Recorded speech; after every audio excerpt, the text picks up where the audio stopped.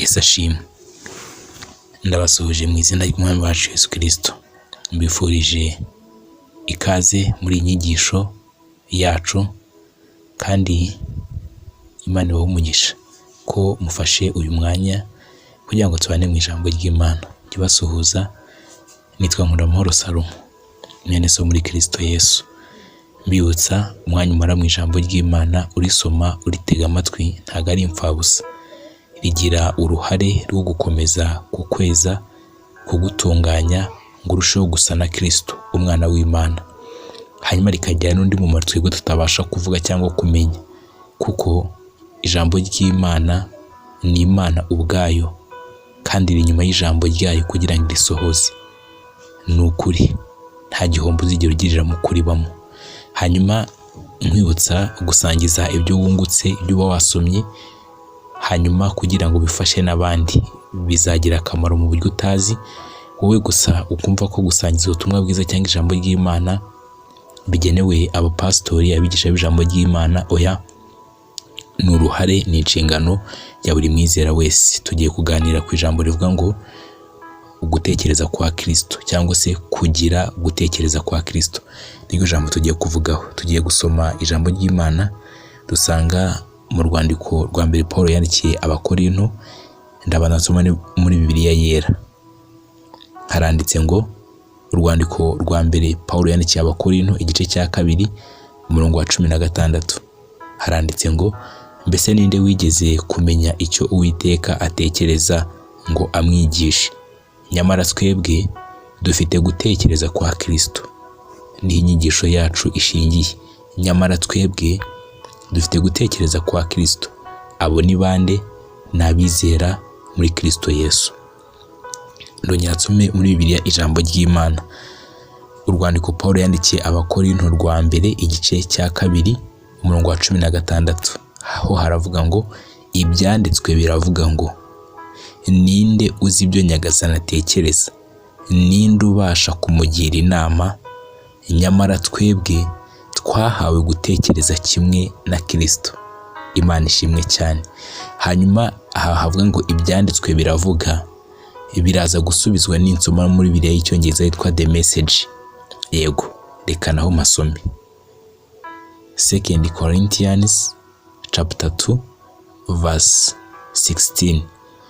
Isaiah's question: is there anyone around who knows God's spirit?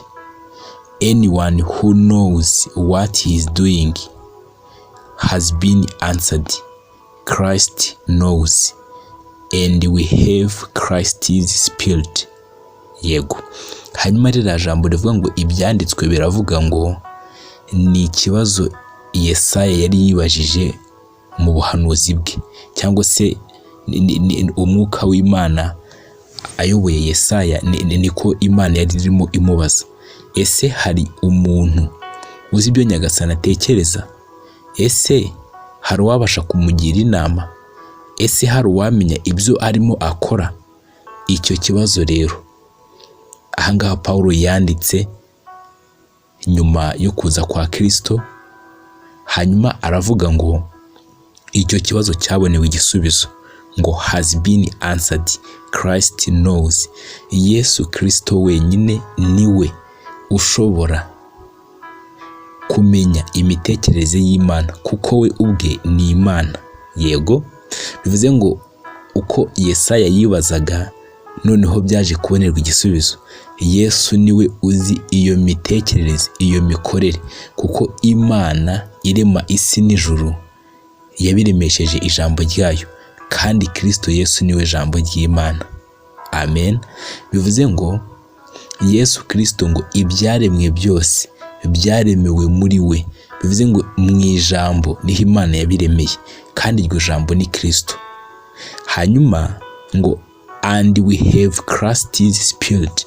Hanyuma natwe tukaba dufite umwuka wa Kristo, cyangwa se umwuka w'Imana, cyangwa se umwuka wera. Bivuze ngo niba Kristo azi ibyo Imana itekereza, hanyuma natwe tukaba dufite uwo mwuka w'Imana, nta kabuza twahawe gutekereza kwa Kristo. Uko uzi Imana cyangwa se uko uyitekereza, nabyita nk'igishoro cyangwa se nabyita nk'inkingi ya mwamba cyangwa se inkingi ngenderwaho muri uru rugendo rw'agakiza cyangwa mu buzima bwa gikristo. Kuko bamwe bazi Imana mu buryo butari bwo, bitewe n'iki? No kudatinda muho yivugira. Aho yivugira ni he? Ni mu ijambo ryayo. Bivuze ngo umuntu akaba afite Imana yo mu migani cyangwa se mu bitekerezo by'abantu bagiye bavuga. Bamwe bavuga ngo Imana ifasha uyifashije, abandi bagakoresha ibindi bitandukanye, nyine na bya bintu mujya mwumva bidafite ahantu byanditse hehe muri Bibiliya. Umuntu akaba afite ibintu nk'ibyo agenderamo bitagendeye ku ijambo ry'Imana, ubwabyo bikamuyobya. Ariko ijambo ry'Imana kuribamo kuyoba ntibishoboka. Ubwaryo navuga ko njyewe ari nka cyo cyapa kituyobora muri iyi nzira igana mu ijuru. Niba iryo jambo ridahari, umuntu araza kuyobagurika, umuntu araza guhaba, umuntu araza kurindagira, nta cyerekezo. Niba ijambo ry'Imana ritagwiriye muri wowe, umwanzi azakugira nk'ikibuga yitorezaho. Yego, uramuha ikaze, uramwereka ko uri umunyantege nke. Ni kwa kundi ngo iyo aje agasanga iyo nzu ikubuye, aragenda akazana abandi. Irakubuye nyine kubera ko nta jambo ry'Imana rigwiriye muri yo. Iyo nzu ni umutima. Hanyuma ikindi nshaka kukubwira muvandimwe urimo kunyumva, ndagira ngo uzirikane ko kugira imitekerereze ya Kristo ntago birangirira gusa kuko umuntu ahawe umwuka wera amaze gukizwa. Oya, iyo mitekerereze ya Kristo ivomwa, ikurwa mu ijambo ry'Imana. Uko rigenda riba ryinshi muri njye, niko rigenda rihungisha cyangwa se ryamagana ya mitekerereze nagiraga ntarakizwa. Hanyuma nkagenda ngira gutekereza mu buryo bw'ubumana. Simbe nkitekereza ibyaha ku isi gusa. Birababaza kuba umuntu agisenga, sengera imyambaro, sengera ibyo kurya, mbese isengesho rikarangirira biraciriritse, ni bitoya cyane. Ukwiye kurenga ukamenya ko hari abandi bakeneye isengesho ryawe. Ukwiye kurenga ukamenya ko ukwiriye gusengera igihugu. Ukwiye kurenga ukamenya ko ukwiriye gusabana n'Imana noneho mu ijambo ryayo usenga, ku buryo usenga isengesho rikaba ryanarangira nta maganya, nta bibazo, urimo usabana n'Imana. Kuko nusabana nayo, za mpagarara ubwazo zizibwiriza zihunge, kuko uzaba wubaka ubusabane n'umara impagarara z'umutima na nyiribihe. Nuba connecte n'Imana mu ijambo ryayo, impagarara, guhangayika, kubunza umutima bizibwiriza bigende, kuko iyo Mana izaza igatura muri wowe.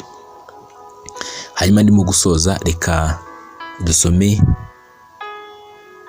indi nyandiko nshaka ko nayo nyisoma nateguye, hanyuma ariko ikaba ishingiye kuri kiriya cyanditswe. Yego,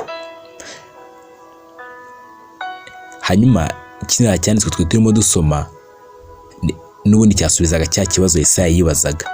Umuntu wo mu buryo busanzwe utarimo umwuka w'Imana ntashobora kumenya ibitekerezo by'Imana, cyangwa se ntashobora kugira gutekereza kwa Kristo muri we.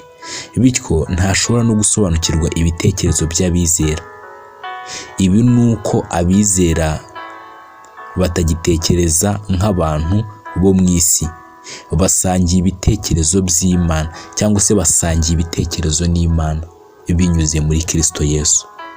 Ibi ntibivuga ko abizera bazi byose nk'uko Kristo abizi, ahubwo bivuga ko Kristo ari muri bo, bafite umwuka we, kandi uwo mwuka abageza ku isoko y'ukuri kw'Imana, akaba abasha kubaha ubushishozi bwo kumumenya.